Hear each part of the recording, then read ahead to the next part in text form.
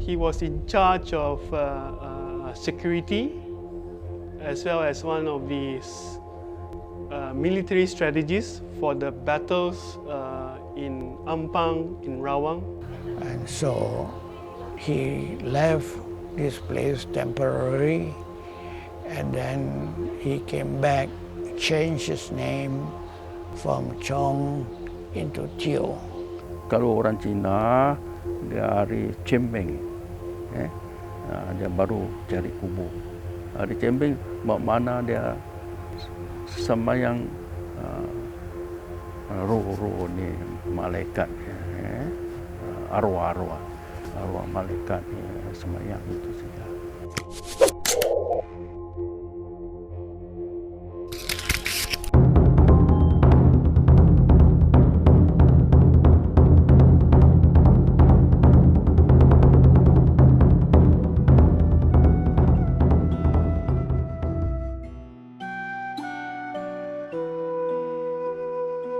Chong Piang, one of the greatest commanding officers of Yap Ah Loy, the third Chinese Kapitan of Kuala Lumpur, was known for his bravery.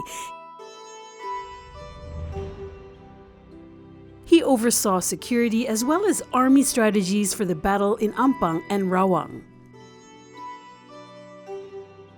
Known to be the Panglima that stood by Yap Ah Loy's side until the end of the Selangor Civil War, Chong Piang grew up in Chengchun, Guangdong Province of China.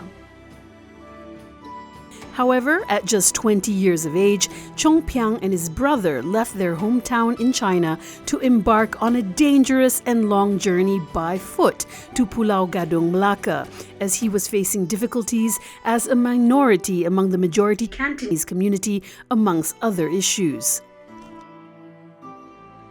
While there is not much known about Chong Piang in the history books, the Vibes Culture and Lifestyle had the privilege of making their way to Pulau Gadong Melaka to meet the descendants of Chong Piang. And this is their story. He and his brother left China and walked all the way here. The fact that he was walking raised some doubt why he walked. The doubt to me, maybe he has done something very offensive to the authority, whoever the authority might be. Because in those days, most Chinese would come to Southeast Asia by boat or sampan. So this aroused my suspicion about his behavior as a young man. So when he came over here, of course, the swampy land was ready for him to work on. And work life here was very hard. To turn swampy land into rice field must be very difficult. And then it was a British policy always to keep the rice price low. So he lived as a poor man. As far as we understood that he married a local woman. Speaking to Dr. Teo Ban Kiat further, he said the Panglima was amongst the two that was handpicked by Yap Ah Loy with many other Malays and Chinese in defeating their enemies. We suspect that he might have got a job with Yap Ah Loy later on, but this was not known to us, only indirectly because his son could speak Hakka, whereas my father, who lived here at Pulau Gadong, couldn't speak Hakka. I mean, if my grandfather could speak Hakka living here, to me is very strange. Why my father couldn't speak Hakka, when he could speak Hakka? He must have gone to Kuala Lumpur with his father. Yap Ah Loy was having civil war, and probably my great-grandfather was involved in it. But at the end of the war, so although Yap Ah Loy won the war, but he lost a lot of money and properties. He lost about $100,000, big sum of money in those days. And a lot of his businesses, his plant and mining and equipment and so on were destroyed. That's one point. The second point, the British took over. They had their police, they had their military, they have their court, and so on, to take over Selangor.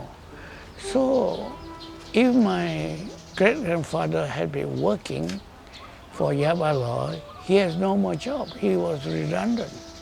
And Yap Ah Loy himself, at that moment, I think, couldn't employ him also. So possibly he came back. However, upon returning to Melaka, it was understood that Chong Piang ran into the long arm of the law, which resulted in him changing his surname to Teo to avoid capture by the authorities. He lived in Pulau Gadong until his death in 1893. And he committed a crime, as I told you, by doing something that is very criminal. And so he left this place temporarily, and then he came back, changed his name from Chong into Teo.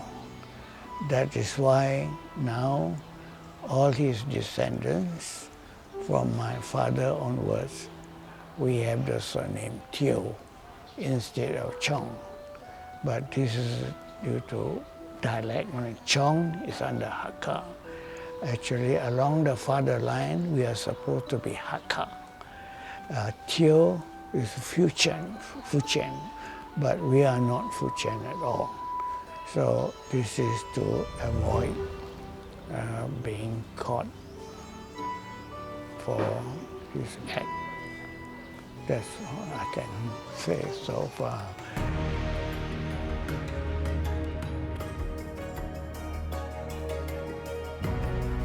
Currently, his descendants still own the 170-year-old land that was partially turned into a resort, so their descendants, as well as any tourists, can visit Chong Piang's land. As for Tan Chin Huat, who is the fifth-generation son-in-law of Chong Piang, he believes that the history of the great Panglima must be told and passed on to the next generation.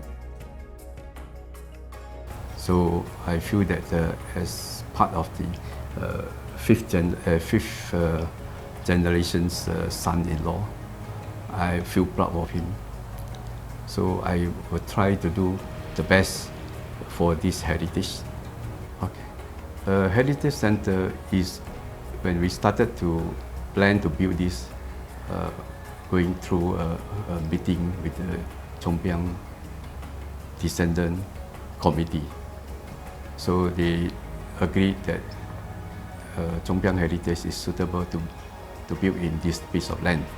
So then I continued to plan it, and within the 28 days, we managed to build for the official opening by the Chief Minister of Melaka. Apart from that, Tan also mentioned that a library in honor of the Panglima is on its way to share information and knowledge of their ancestors which are not recorded in the official documents. Open the library actually is come from Uncle Kiet, Professor Teo. He told me that he's bring back a lot of books regarding to Chong Piang, so that the descendant can continue reading what the history of Chong Piang, and hopefully it will also open to the public to read.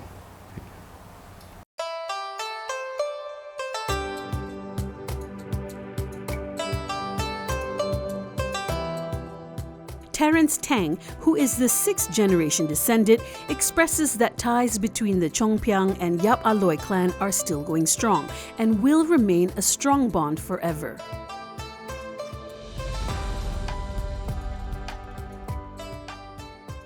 We are very fortunate in the sense that we are able to meet Yap Ah Loy descendant, I would say, very recently.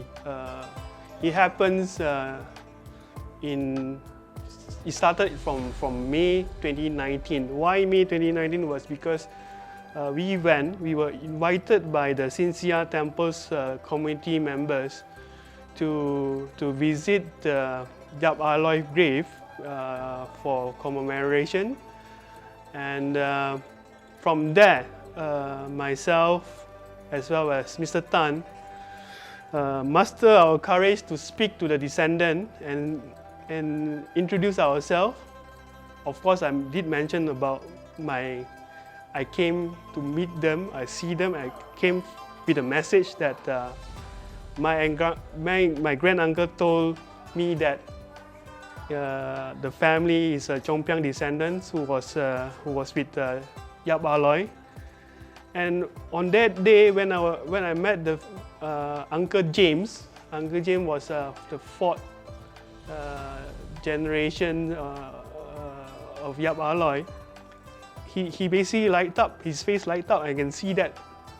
And he also was surprised, pleasantly surprised that we come and see them, because they were also wondering who are my ancestors' right-hand man who helped him to develop Kuala Lumpur. So it was quite a pleasant experience for us to able to meet them, and we are very well received by them. And from there on, as they say, the rest is history. So until now, we still manage to communicate with each other.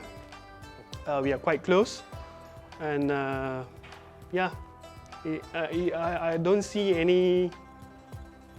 any point that after we reconnect each other, we will perhaps lost our way, by not communicating with each other. I think this is something is very significant to the family. Meanwhile, for 87-year-old Teo Sun Tai, a 5th-generation descendant, he is the sole descendant who is maintaining Chong Piang's grave and ensuring the proper rituals are done in honor of their ancestor during the yearly Cheng Beng festival. Ini sudah ratus tahun. Sudah ratus tahun. Tapi saya ingatlah, bagi saya juga yang uruskan sembahyang arwah. Saya tak tahu, saya mau aja saya mau cucu lain kali. Kita boleh kasih tahu, tapi kita tak tahu dia orang boleh ikut tak ikut, kita tak tahu. Kita mana boleh paksa orang, walau saudara pun kita tak mau tanya dia. Ini hati punya pasal. Kalau hati ada ingat, nak sembahyang arwah, nak pergi jumpa kubur, saya pun tak tahu. Bagi saya mau ikut, saya jaga. Selagi saya ada hidup, saya jaga. Dan saya mau aja saya mau cucu anak. Itu pulang pada dia orang belakang hari.